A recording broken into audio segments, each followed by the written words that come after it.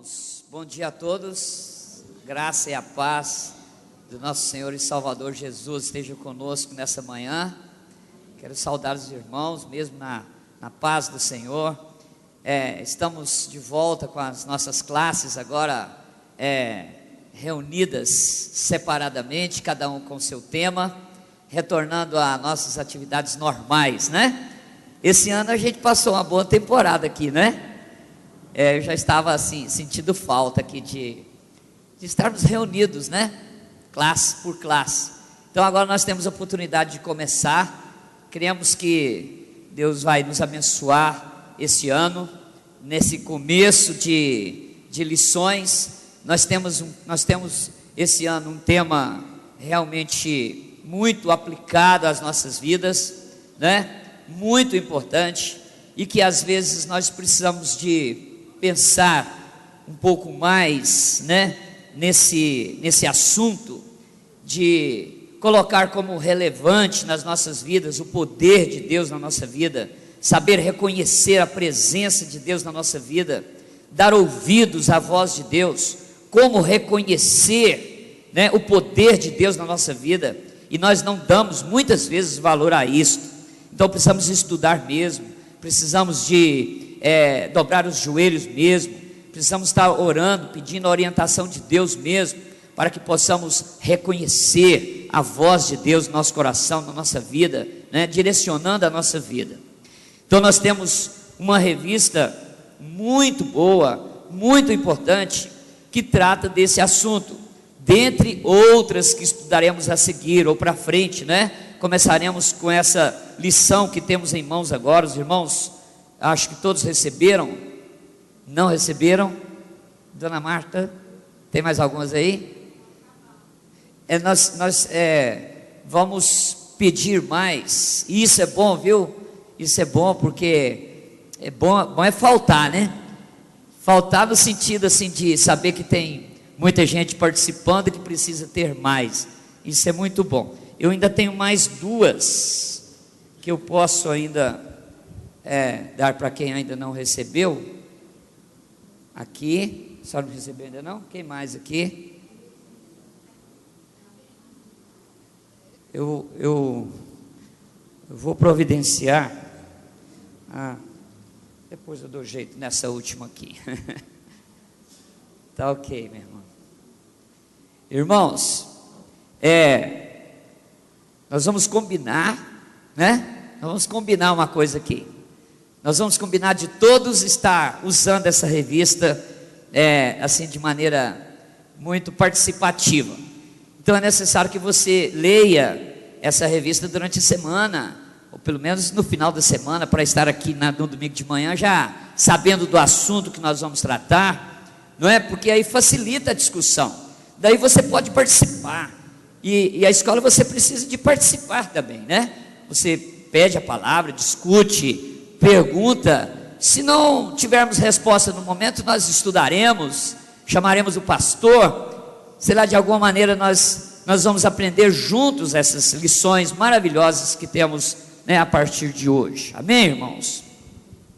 Então, o livro que foi escolhido, né, na verdade a carta da Bíblia que foi escolhida para que nós pudéssemos aprender sobre esse tema, a carta, Epístola aos Hebreus. Epístola aos Hebreus. Queria convidar a todos para abrir as nossas Bíblias, lá em Hebreus, no seu capítulo 1. Hebreus, no seu capítulo 1.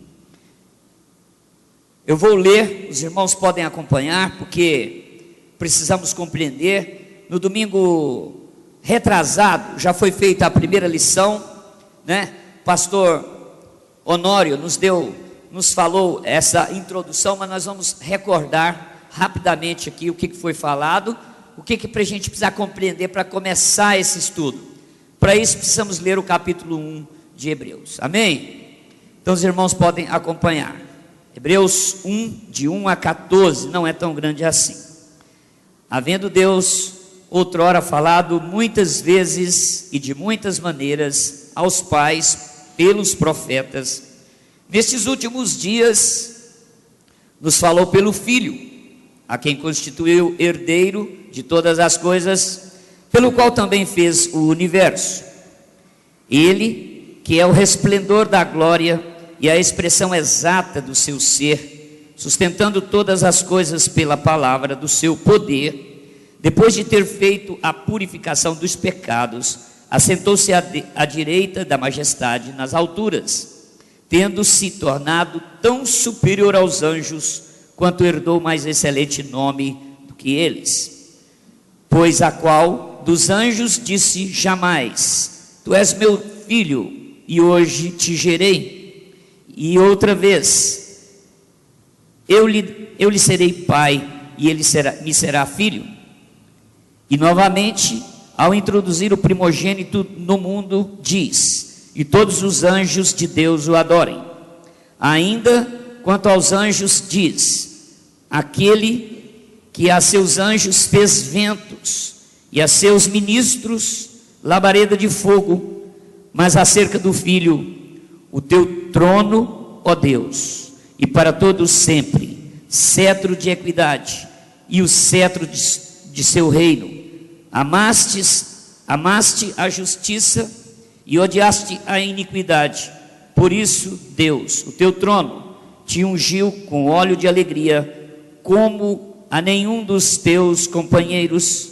Ainda no princípio, Senhor, lançaste o fundamento da terra, e os céus são obras das tuas mãos. Eles perecerão, tu, porém, permaneces. Sim, todos eles envelhecerão qual vestido, ainda qual manto os enrolarás, e como vestidos serão igualmente mudados. Tu, porém, és o mesmo, e os teus anjos jamais terão fim, e os teus anos jamais terão fim. Ora, a qual dos anjos jamais disse: Assenta-te à minha direita, até que eu ponha os teus inimigos por estrados dos teus pés? Não são todos os espíritos ministradores enviados para serviço a favor dos que hão de herdar a salvação? Então esse é o capítulo de Hebreus que nós temos para começar o nosso estudo, o nosso assunto. E esse capítulo, não só o capítulo, mas toda a carta de Hebreus, ela é posta na Bíblia com alguns objetivos. Como todo livro da Bíblia está ali com alguns objetivos. Mas o objetivo principal, dentre outros, mas o principal dessa carta de Hebreus é para nos explicar, para nos mostrar a superioridade de Jesus Cristo, da presença de Jesus, da obra de Jesus, para mostrar-nos o que quem é Jesus de verdade. E esse assunto é muito importante porque muitos crentes, por que não dizer nós mesmos, às vezes sentimos assim uma falta de entendimento direitinho quem é Jesus. Nós temos visto muitas religiões, nós temos presenciado tantas pregações, às vezes na televisão, às vezes em igrejas, às vezes por aí afora, que não dá o devido valor à pessoa de Jesus. E essa pergunta é primária. A pergunta primária que se faz é o seguinte: quem é Jesus? Essa pergunta, por mais primária que ela seja, ela é ao mesmo tempo tão abrangente nas nossas vidas, que se não entendermos bem a resposta a essa pergunta, jamais entenderemos quem Jesus é, ou o significado dele, ou vamos dizer assim, o poder que Jesus tem, se não compreendermos bem essa pergunta que se faz desde a infância. Não sei se todos nós lembramos disso. Na nossa infância se perguntava muito isso: quem é Jesus? O que Jesus é para você? Não é uma pergunta primária? É uma pergunta primária, mas tem respostas tão abrangentes nas nossas vidas. Vida de adulto, agora que já crescemos, que já compreendemos, que já sabemos discutir, que já sabemos interpretar, que já sabemos compreender melhor as coisas, essa pergunta, ela não pode continuar uma pergunta primária nas nossas vidas. Precisa haver uma compreensão mais aprofundada do significado da vida de Jesus para nós. Será que Jesus é o meu Salvador? Não negamos isso. Será que Jesus é o meu Senhor? Essa já é uma pergunta, essa já é uma resposta mais abrangente do que a primeira. Porque ser Salvador é uma atitude da parte de Jesus, da parte de Deus. Deus tomou a iniciativa de me salvar e de te salvar, ou não? Ou foi uma iniciativa minha? Senhor, eu exijo que o Senhor venha me salvar. Não tem nada disso. A iniciativa da salvação é da parte dEle. É Ele que tomou as providências de enviar o seu Filho amado, não foi? Para me salvar, para morrer em meu lugar, para me resgatar do lamaçal que vivíamos. E eu estou falando de nós todos. É uma atitude da parte dEle. Só um minutinho, irmão, só para concluir a frase, já passo para você. Agora, ter Jesus como meu Senhor já é uma atitude minha. É eu que tenho que compreender e aceitar e colocar Ele no devido lugar. Vocês entendem que quando eu entendo ou aceito que Jesus é o meu Salvador, eu aceito e compreendo que essa é uma atitude de Deus para conosco.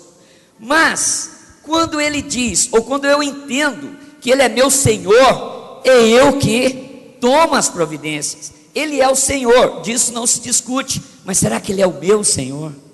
Será que é o seu Senhor? E o que significa ser o Senhor?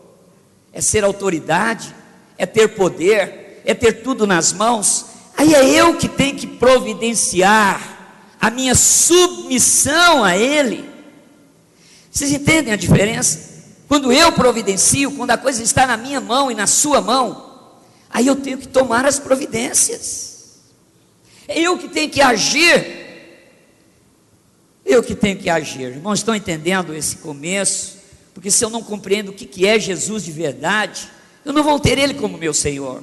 Eu posso até dizer que tenho, mas dizer que tem e tem uma diferença grande. E nós temos essa mania de dizer uma coisa e não viver aquilo que diz. É uma mania que está no nosso coração, parece que está correndo nas nossas veias. É de falar uma coisa e não agir daquela forma. Nós temos visto pregações tantas aqui que falam sobre isso. Será que nós vivemos realmente o que falamos que somos? Jesus é o meu Senhor, mas até que ponto que nós praticamos isso? Por isso nós temos que reconhecer o poder de Deus nas nossas vidas e os propósitos dele para cada um de nós. Desculpa, Samuel, demoria, mas só para concluir o raciocínio. Não, o que eu estava observando aqui, quando você perguntou o que é Jesus para nós, né? Certa feita, lá numa das reuniões lá de Jesus com algumas pessoas, ele perguntou, alguns disseram, é Elias, é João, é isso, aquilo, que todo mundo aqui sabe. Aí depois ele pergunta, e vocês, quem dizem que eu sou? E Pedro, como sempre, tu és o Cristo, Filho do Deus vivo. Matou. Essa mesma pergunta nós falamos. Aí eu faço essa pergunta a mim, e você faz essa pergunta a você, né? E você e eu, quem é Jesus? Para mim e para você. Irmãos, vamos prosseguindo, né? Que isso é só uma introdução. Mas uma outra coisa que a gente precisa estar atento, né, e perguntar é sobre essa carta de Hebreus. Os estudiosos dizem, que afirmam, né, que essa carta ela foi escrita, dentre outras coisas, como eu já falei, principalmente para exaltar e colocar Jesus no seu devido lugar, para mostrar o seu poder. Tudo bem, isso já está compreendido e definido. Mas também essa carta foi escrita, a gente poderia perguntar a quem ela foi escrita, que é uma carta ela está sempre direcionada, ou pelo menos está sendo escrita, toda vez que é escrita, ela é escrita pensando em alguém, né? Então essa carta, os estudiosos dizem isso, que essa carta foi escrita para naquela época, que foi mais ou menos, na verdade no final do primeiro século, né, nos anos 60, 70 depois de Cristo, foi escrita às pessoas que estavam debilitadas na fé, fracas na fé, por causa das perseguições. Naquela época, os irmãos sabem a história, que o que houve no primeiro século, na época depois de Paulo, ou na época de Paulo, logo depois, sobre a perseguição que houve sobre os cristãos daquela época, as pessoas que proclamavam a Jesus, que aceitaram a sua morte há pouco tempo atrás. Então houve uma perseguição muito grande, e havia um desânimo, uma tristeza, vamos falar assim, pessoas que estavam desistindo da fé. Essa carta foi escrita para animar aquelas pessoas, para dar ânimo a elas. Essa semana eu ouvi uma frase que me chocou, que me falou muito ao coração. Foi na televisão, eu não me lembro mais qual é o contexto que estava, mas uma pessoa estava falando sobre desânimo, sobre estar desanimado, sobre estar com as forças acabando, e ele falou uma frase que me marcou. Ele falou assim: olha, o tempo causa rugas na pele, mas o desânimo causa rugas na alma. Não sei se os irmãos, se alguém ouviu essa frase, isso me falou ao coração, e os irmãos entenderam. Eu vou repetir. Ele disse assim, e é uma verdade isso, né? O tempo, nós vamos ficando velhos, todos nós, vão aparecendo rugas no rosto, ou não é? Na face, na pele. Mas o desânimo não causa rugas na pele, causa rugas na alma. Envelhece a alma, entende isso? Envelhece o sentimento. O desânimo causa tristeza na alma, no coração. Então, irmãos, tem que ser uma doença a ser combatida a todo custo. Nós não podemos jamais desanimar. E eu não estou dizendo que nós não desanimamos, não estou dizendo que nós não estamos, vamos dizer assim, prontos para desanimar. Essa é a nossa natureza. É por causa da nossa fraqueza, por causa do nosso pecado, é por causa de tanta coisa que desanimamos. Mas nós precisamos de compreender, estar estudando sobre isso, porque ao desanimar, nós estamos com a nossa alma morrendo. Já sabe o que é isso? Ter a alma morrendo, estar acabando, sabe? Chegar no fim sem ânimo, chegar na velhice sem forças. Não, nós precisamos combater. É uma doença que tem que ser combatida. E aí eu fico perguntando, tem remédio para isso? Tem remédio para isso sim, que é buscar o poder de Deus, o poder de Deus e os propósitos dele para a nossa vida. Esse é o remédio. Então por isso nós temos que buscar a todo custo, de desenvolver toda a força que tem dentro de nós, para ir buscar força em quem tem força para dar. Então eu quero que os irmãos levem para casa essa frase que eu ouvi, não é minha, mas me falou ao coração, que nós não podemos deixar a nossa alma, cheia de rugas. A alma cheia de rugas é para pensar, é para compreender o que é isso. Então o desânimo causa isso em nós. Precisamos nos animar, buscar forças. Desculpa estar assim, saindo um pouco, mas as primeiras lições a gente tem que estar falando isso mesmo, para poder a gente compreender o que a gente vai estudar. Irmãos, nós temos 17 lições dessa revista. Vai demorar, e tá bom, tomara que demore mesmo. Tomara que fiquemos muito tempo discutindo sobre isso, nos deleitando desse prazer que é estudar a palavra do Senhor e falar ao nosso coração e nos animar. Amém, irmãos? Gostaria de lembrar que Paulo, ele fala sobre esse poder de Deus para que não desanimemos, não é? E aqui no 2 Coríntios 4, 7, ele diz, o poder que ele tem não é dele, vem do Senhor, o poder é de Deus. Então ele diz assim, que temos porém este tesouro em vasos de barro, para que a excelência do poder seja de Deus e não de nós. Então, que tesoureias? É a luz do conhecimento da glória de Deus. Não é? Nós vamos falar, foi bom a senhora ler isso, porque nós vamos comentar uns dos nossos pontos aqui, é sobre resplandecer a glória de Deus, né? O que faz resplandecer a glória de Deus? Né? É porque Deus eu tenho uma impressão assim que, se Deus teve uma preocupação, foi isso. Ele enviou profetas a falar ao povo na antiguidade, né, antes de Cristo. O nosso primeiro versículo, né, que lemos, fala isso: havendo Deus falado no princípio, outrora, antigamente, de muitas maneiras, através dos profetas, aos pais, falou como ele falou utilizando tantas sonhos, profetas, anjos. Nós conhecemos a palavra. E agora, o que Deus usa para falar a nós? Ou seja, como Ele resplandece a nós a sua glória, como Deus te mostra a você a sua glória. Você vê, eu vejo a glória de Deus resplandecendo por aí.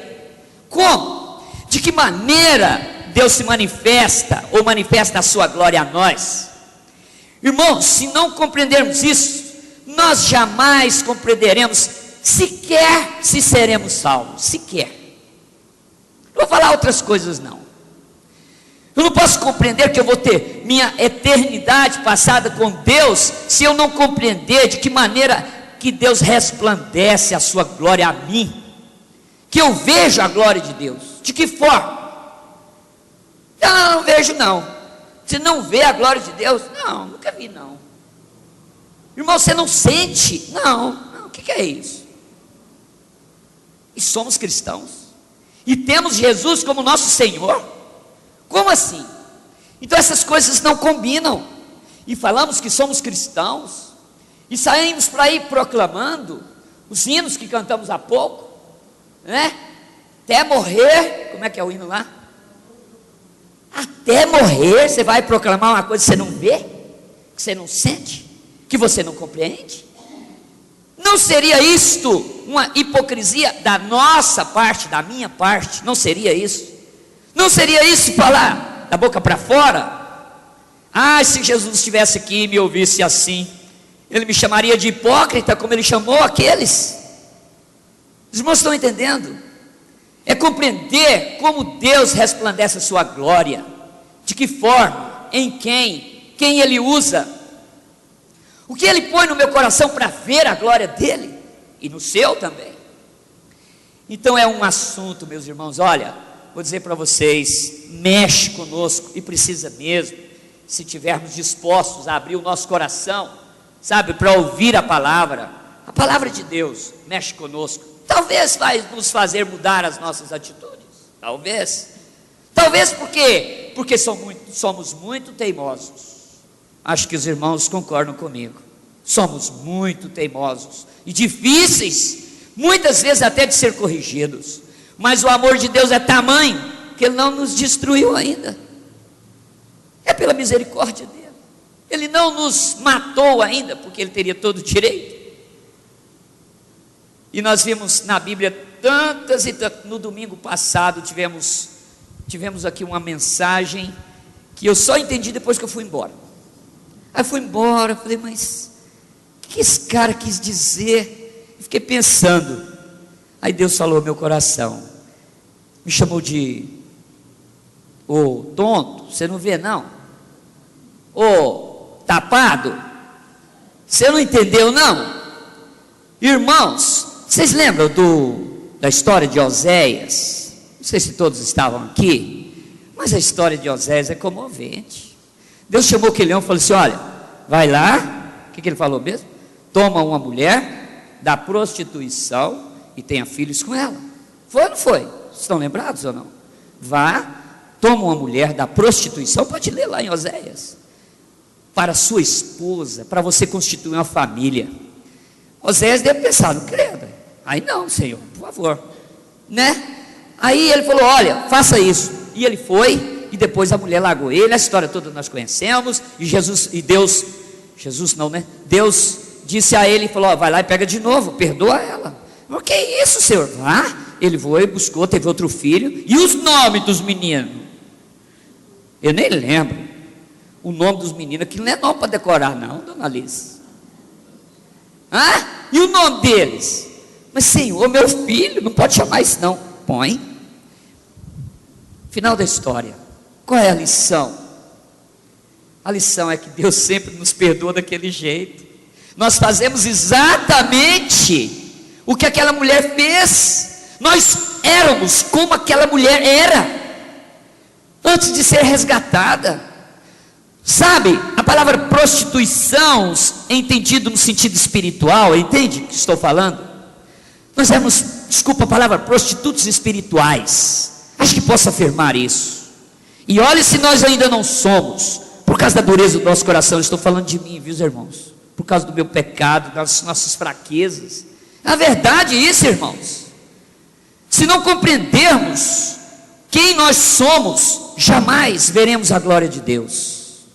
Se não compreendermos quem nós somos, jamais veremos a glória de Deus. Sabe quem nós somos?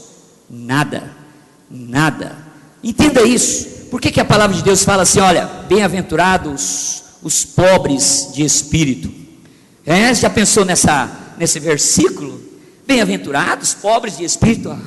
É que você tem que entender que você não é nada. Você é pobre, você não tem nada. O dia que você entender que diante de Deus você é um zero à esquerda e eu também, aí veremos a glória de Deus. Porque é Ele que tem, que merece e que tem todo o poder, toda a honra e toda a glória. Mas ao entendermos que nós não somos nada, temos que buscar nele, né, a concessão de bênçãos, de compreensão, do poder que Ele nos dá. A palavra de Deus está cheia de pontos, que Ele nos dá o poder, nos concede. Só o fato de estarmos aqui hoje já é um milagre, e seja qual o motivo for que você veio aqui hoje, e eu também, irmãos, você está aqui, Deus te trouxe. Não pense que você teve força para estar aqui, ou eu. Não, se Deus não mexer conosco, não nos falar, não movimentar o nosso coração e a nossa alma, jamais daremos um passo na direção dele. Essa é a verdade. Compreender quem Deus é, o que Deus faz conosco. Então agora, podemos então, depois de compreender o nosso assunto um pouco, ainda longe ainda da compreensão total, nós vamos ver a lição número 2. Pode abrir o seu caderninho aí. A lição que estudaremos hoje, mais de perto, ou pelo menos vamos começar, é a lição número 2. É a explicação de que Jesus Cristo, né? Que Cristo é superior aos anjos, mas só na lição de hoje. E veremos isso passo a passo. E no final, devemos compreender quem realmente é Jesus. Que lugar Ele ocupa, o significado do seu nome, o que o nome de Cristo representa ou deve representar na minha e na sua vida, o significado disso. Mas hoje estudaremos a parte desse primeiro capítulo que fala que Jesus Cristo é superior aos anjos. Então vamos ver. A primeira pergunta é: em que Jesus é superior aos anjos? Bom, que Jesus é superior, é preciso já ter isso no nosso coração, porque Ele foi, a palavra de Deus, até no texto que nós lemos, que Ele é eterno. Jesus não foi criado. Jesus não foi criado como os anjos foram criados, como eu fui criado, ou como você foi criado. Jesus Cristo faz parte da eternidade de Deus, da eternidade. Ele estava presente quando Deus fez o mundo, quando Deus fez tudo que tem aqui. Ele estava presente. Então Ele é eterno. Ele é eterno. E a nossa lição chama a atenção dos pontos aqui, em particular nesse texto que nós lemos, em que Cristo é superior aos anjos. E o primeiro ponto que tem na nossa revista, você pode acompanhar, é no seu nome. No seu nome. Eu queria discutir com os irmãos, e eu sei que é uma coisa também bastante conhecida e bastante estudada, né? O significado do nome de Cristo e o significado do nome anjo. O que significa anjo? Aí na sua revista tem a explicação. Anjo significa o quê? A palavra lá do grego e tal, qual que é o significado?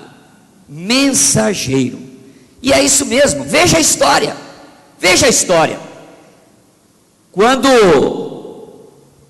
Jesus foi enviado, encarnou, não é? Quem deu a notícia? O anjo. Como foi? E um anjo apareceu a Maria, lembra do texto? E um anjo apareceu a Maria e disse a ela: conceberás e darás à luz a um filho. Então não é um mensageiro?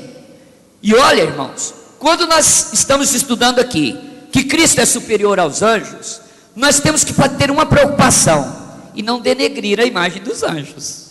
Mas assim, não, os anjos não estão com nada não, Jesus que está com tudo. Não é assim, porque nós corremos esse risco. Então, Jesus é superior, então os anjos agora, coitados dos anjos, né? Ficaram, né? Não, irmãos, não é isso. Não é isso. Deus criou os anjos para assistir a Ele, para assistir. Né? É a criatura ou as criaturas que estão mais próximas de Deus. Não é assim que a palavra nos ensina?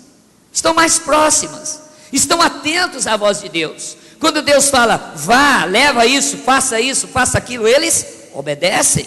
Então são criaturas importantíssimas no reino, faz parte. Precisamos até estudar mais sobre os anjos. Precisamos estudar mais sobre os anjos, porque eles existem, os querubins, os serafins, não é assim? Então, nós precisamos estudar mais, e tem o seu grande valor, mesmo porque foi criado por Deus, com certeza Deus, né, por a sua sabedoria e providência, viu a necessidade de tê-los. Então nós não podemos denegrir a imagem dos anjos, ou a figura, né, dessa criatura, mas nós não podemos jamais colocá-los acima de Jesus, ou de Jesus Cristo. Não é verdade? Deixa eu falar, irmã. Porque a gente, antes de aceitar Jesus, é criatura. Depois que a gente aceita, não é. E os anjos? Por que criatura? Porque eles foram criados por Deus, por isso que ele chama de criatura. Mas a criatura, eu sou uma criatura, senhora, todos nós somos criaturas. Mas concordo que a princípio nós somos criaturas por natureza. Aí nós só estamos falando da nossa natureza. Eu sou uma criatura porque Deus me criou através do início, nós conhecemos a história, então nós somos criaturas. Nós nos tornamos filhos adotivos, é diferente. Nós somos filhos, mas por adoção. Teve vamos falar assim, né? Quando a gente vai nos lugares onde há adoção de crianças, né? A gente vê muita reportagem, né? Aí você entrevista o menininho e fala assim: não, Deus teve dó de mim e me enviou alguém e me aceitou, me adotou. A felicidade que tem no rostinho daquelas crianças, já viram? Pois deve ser assim a nossa compreensão. Mas eu sou criatura, nós somos criaturas, fomos feitos filhos. A palavra é muito clara. Nós somos feitos filhos depois da criação. Filhos por adoção, portanto, são só aqueles que aceitam o Pai. Somos filhos de Deus por adoção a Cristo. Cristo nos adotou. Não é assim, irmãos? Há essa compreensão de todos? Os irmãos querem discutir, alguém quiser participar, pode participar. Estou falando aqui que nós somos criaturas como os dos anjos, que somos criados também, mas nós somos feitos filhos por adoção a Jesus. Ele veio e nos adotou como filhos. Aí sim nós temos todas as prerrogativas de filho. Filho, o meu filho exige de mim, exige muita coisa, exige amor. O filho exige amor por parte do pai? Exige, irmãos. Se ele não fala, ele exige. É porque às vezes eles são educados ou não, tímidos, mas o filho exige amor do pai, viu? Tá certo que o pai também exige amor do filho, né? Lógico que exige, mas sem falar, o filho exige amor por parte do pai. Nós temos que amar os nossos filhos por vários motivos. Nós amamos nossos filhos, por isso Deus nos ama. Aliás, ele compara, E qual é o pai que o filho pedindo um pão dá um pedaço de pedra? Não tem isso na Bíblia, irmãos? Estou inventando aqui. Qual é o pai que faz isso? E vocês, filhos? Você acha que se vocês me pedirem, eu vou dar a vocês o contrário do que pedem? Pedis e recebereis, se pedir com sabedoria. Então, irmãos, esse assunto ele vai longe. Então, em que Cristo é superior aos anjos? Então nós vamos falar em primeiro lugar sobre o nome. O anjo significa mensageiro, e Cristo, irmão, significa o quê? Qual o significado? O significado da palavra Cristo em si. Como interpretamos anjo? Podemos interpretar Cristo, mas eu não estou falando ainda da ação, não, estou falando do nome. Ungido, Messias. Irmãos, entendem a diferença? Um é criatura, mensageiro, o outro restaura, o outro vem pessoalmente, entende? O outro é Deus, na pessoa de Cristo ele é Deus, ele tem poder, ele tem o poder nas mãos. Portanto, pedis e recebereis. Então, a diferença marcante sobre o nome, depois daqui a pouco a gente vai falar na ação de cada um, mas até o nome, o significado do nome, sem ver a ação de cada um, veremos isso sim, mas só de olhar o nome, você vê a diferença. O texto que nós lemos, tem uma parte que fala, por acaso, né? Por acaso, o próprio texto pergunta, eu convidei o anjo para assentar à minha direita e à minha esquerda. Está falando ali, ó. E Jesus, quando ele morreu e ressuscitou, o que o texto da Bíblia nos fala? Para onde ele foi? À destra, à direita de Deus Pai. Entende isso? Então a superioridade de Jesus, ela é marcante, isso diante dos anjos. Em outras lições, veremos a quem mais Jesus é superior. A sua mensagem, o seu evangelho, a sua presença, como devemos entender a presença de Jesus nas nossas vidas. Mas ele é superior aos anjos até no nome, o anjo é apenas o enviado. E olha, eu estou dizendo apenas, não querendo menosprezar, não é isso, mas diante de Jesus é bem abaixo, porque ele é apenas o mensageiro.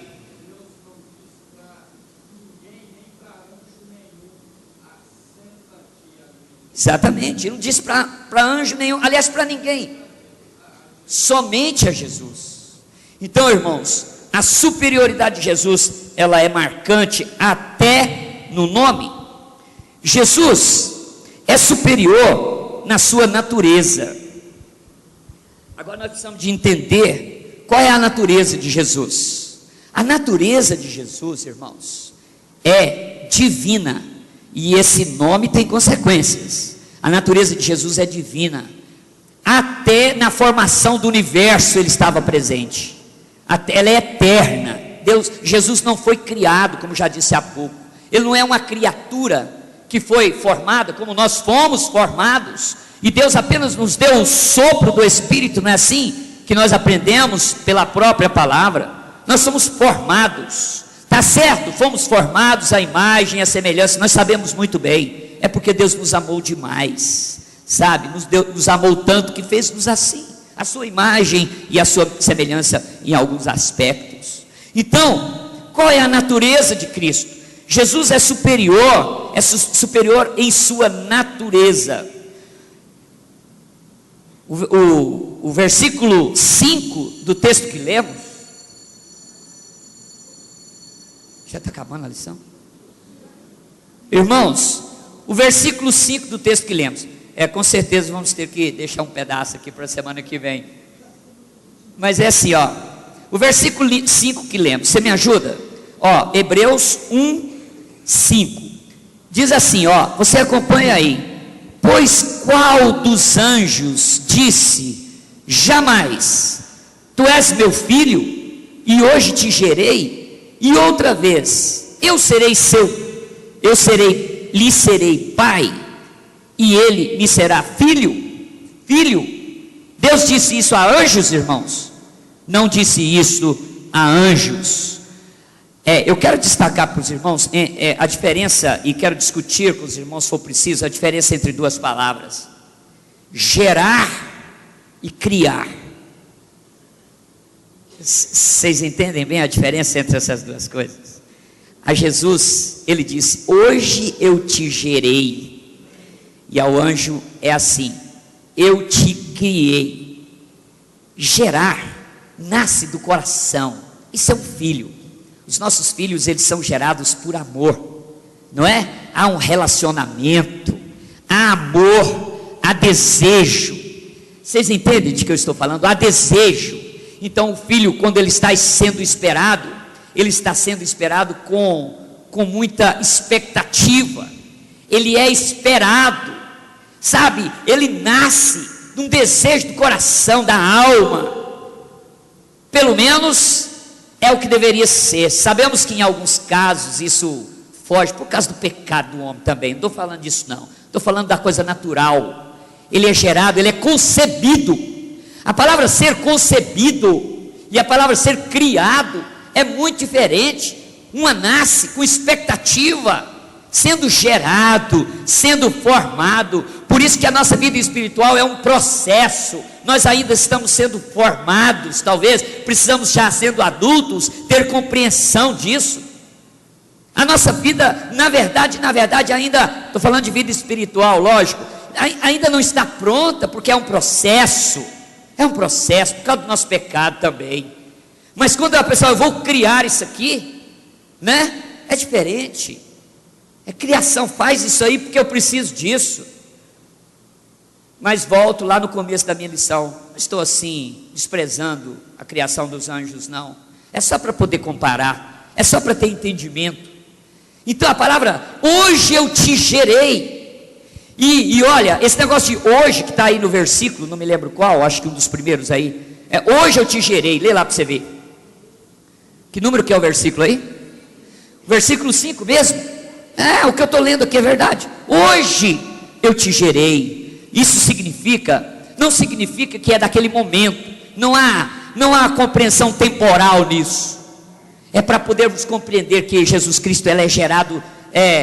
Gerado significa ter expectativa, ter um processo, sabe? Ter amor muito maior do que tudo e todos. Então, isso, irmãos, é o que nós devemos compreender. A natureza de Jesus, a natureza é diferente por causa disso. Ele foi gerado, mas não é no sentido de temporal, não, porque ele é eterno. Já falamos isso, ele é eterno. Ele estava na criação do mundo, lá no começo. Ele faz parte da Trindade. Ele é Deus também na pessoa do Filho. Então a natureza, irmãos, é completamente diferente, e precisamos entender isso. A natureza de Jesus é uma, a natureza dos anjos é outra. Os anjos são, em alguns casos, superior aos homens. Em alguns, superior aos homens. Talvez pelo privilégio deles de estar ao lado de Deus, de ouvir o comando de Deus, estar assim de perto. Não que nós não podemos ouvir também, claro que sim. A supremacia dos anjos, né? Sim. Porque aqui até eu anotei a nota homilética desse capítulo e versículo, disse assim, que a superioridade de Cristo, sendo Deus, o Filho primogênito, os anjos o adoram. Sim, foi uma ordem do versículo, daqui a pouco a gente vai. Onipotente, Rei, os anjos obedecem. E sendo Deus eterno Criador, os anjos o servem. Então eles tiveram... Sim, a hierarquia está posta aí. A hierarquia está posta. Deus é superior, Jesus é superior aos anjos pela sua natureza de criação, que os anjos têm, que foram criados, mas que Jesus é eterno. Ele é Deus na pessoa de Jesus, né, da Trindade. Vamos ver aqui.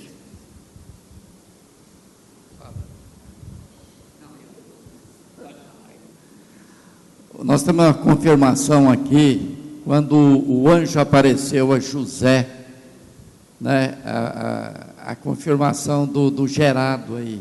Não temas receber a tua mulher, Maria, porque o que está gerado, quer dizer que já estava gerado. que estava sendo gerado, que está gerado foi pelo Espírito Santo. E esse texto, essa parte, já a palavra gerado já era literal, porque Maria estava gerando mesmo no seu ventre, aí já seria assim a concepção, né? Seria assim, não é a criatura, não criatura, mas o ser, porque Jesus não é uma criatura, né? O ser já existiu desde a eternidade, irmãos, vamos entender isso. Naquele momento ele estava sendo encarnado, seria a encarnação, que a palavra de Deus nos explica lá em João, não é? No princípio, esse texto de João, precisamos só um minutinho, esse texto de João, que fala, no princípio era o verbo, e o verbo se fez essa hora aí, essa hora que o anjo veio, falar, é como se ele estivesse dizendo assim, olha Maria, o verbo agora vai se fazer carne em você, sabe, mas é o verbo significa a palavra, e a palavra é Jesus, entendem? Olha como é interessante essa ligação, essa conexão que a gente faz entre a natureza de Jesus e a sua vinda, né, na presença, o presente aqui conosco. Zé, lá em Isaías capítulo 9, versículo 6, é muito interessante porque Isaías fala assim, porque um menino nos nasceu, um filho se nos deu, o governo está sobre os seus ombros, e o seu nome será maravilhoso, conselheiro, Deus forte, Pai da eternidade, príncipe da paz. Isso é Jesus, né? Um dos nomes deles é Deus forte, então ele é Deus, não é? Muito, muito, muito. Irmãos, vamos mais um ponto então. Então Jesus é superior aos anjos na sua natureza, como filho de Deus, ele foi gerado, e a palavra, já expliquei a diferença entre ser gerado e ser criado, nasce com expectativa, com amor, com alma, sabe? Então há uma diferença até no nome, na sua natureza, como já falamos. E tem uma outra parte aí que fala que Jesus é o primogênito, e essa palavra também é uma palavra que nos ensina muito, irmãos, o que significa biblicamente, e isso nós temos várias partes da Bíblia que nos fala desse nome, é o primogênito. Sabia que o primogênito não é só ser o primeiro? Não, é o escolhido. Primogênito é o principal, com os direitos, todos os direitos. Vocês, irmãos, estão entendendo? Quando o anjo passou que matou os meninos, lembra da história lá? Que os filhos de Deus foram orientados pelos anjos, ou pelo anjo, de colocar nos umbrais das suas casas, né? O sinal de sangue nos umbrais das portas. Quando o anjo passou, a história fala que matou quem? Os primogênitos. Todo primogênito foi morto. Primogenitura biblicamente falando, tem muito mais um sentido espiritual. Então Jesus é o primogênito. Tem uma parte da Bíblia que fala que ele é o primogênito dentre os mortos. Tem ou não tem? Até nisso. Mas só que essa primogenitura que nós temos que entender, ser o primogênito é muito mais do que ser o primeiro. É ser aquele principal, é ser quase como se dissesse assim, é o único que importa, tipo assim, sabe? Só para a gente entender, é o que importa, é aquele, que os outros não adianta trabalhar com eles, é aquele o principal, é aquele que tem o poder. Isso significa ter primogenitura, e Jesus foi chamado de o primogênito de Deus, não por ser o único ou o primeiro, também, né? Também, mas por ser o único que tem poder, que tem honra, que tem glória, que resplandece a glória de Deus na nossa vida. É com a presença de Jesus que a gente conhece a Deus. Será que eu posso afirmar isso? É Ele que veio nos contar e nos mostrar quem era realmente Deus. É Ele que veio resplandecer a glória de Deus na nossa vida. Foi Ele que nos diz tudo, que nos ensinou, né? É através da sua mensagem que nós obedecemos. Deus enviou o seu Filho Ele concedeu a presença de Jesus conosco. Ele nos deu esse privilégio. É o grande privilégio da nossa vida. É compreender que Jesus veio por causa de mim. Não sou nada diante dele, pois ele veio por causa de mim, por causa de você.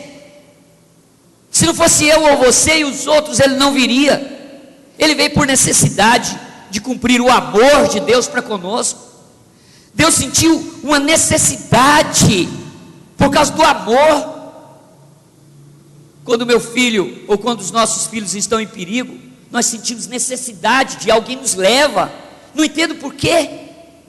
Deixa ele lá, quem mandou ele errar. Mas a gente não faz isso. Por mais tonto, por mais tapado que ele seja, por mais teimoso que ele seja, eu quero ir ajudá-lo. Será que isso acontece só comigo? Claro que não. Claro que não. Acontece com todos nós, porque nós amamos os nossos filhos. Mas ele errou. No começo até a gente fala, bem feito, vai pagar. Vou lá ajudar ele. É desse jeito que a gente faz. No começo a gente fica meio arredio. É ou não é? Fica meio arredio, mas vai. Sabe por quê? Por necessidade. Sabe qual é a necessidade? De satisfazer o amor que está no nosso coração. E se a gente consegue ajudá-lo, nada, não tem preço, irmãos, não tem preço. Ajudar um filho e obter bons resultados nessa ajuda, não tem preço. Você pode me oferecer milhões, eu prefiro ajudar meu filho e conseguir ajudá-lo. Acho que foi assim que Deus sentiu conosco.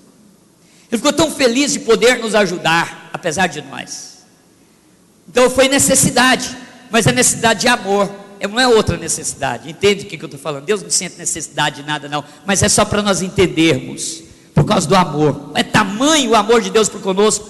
Falou assim, vocês são muito teimosos, mas eu vou enviar meu filho aí, para tirar vocês desse lugar que vocês estão aí. Mas por favor, hein, olha o que eu estou fazendo, estou quebrando o lugar de vocês. De tal maneira, gente, compreender isso é maravilhoso demais.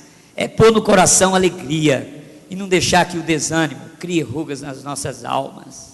Não deixe criar rugas na alma. Você vai morrer definhado. Aí a morte é triste, é tenebrosa, dá medo, sabe? Mas quando nós temos o amor de Deus no nosso coração e o ânimo, não importa as rugas na pele, não importa, isso é da natureza. É preciso de compreender isso também. Isso não é motivo, isso é experiência. É experiência, então é alegria, não é? Irmãos, é assim mesmo. Quando a gente começa a conversar, não sei só eu estou meio empolgado aqui com essa lição maravilhosa, mas os irmãos desculpem aí. Próximo domingo a gente pode encerrar essa lição e começar outra, amém?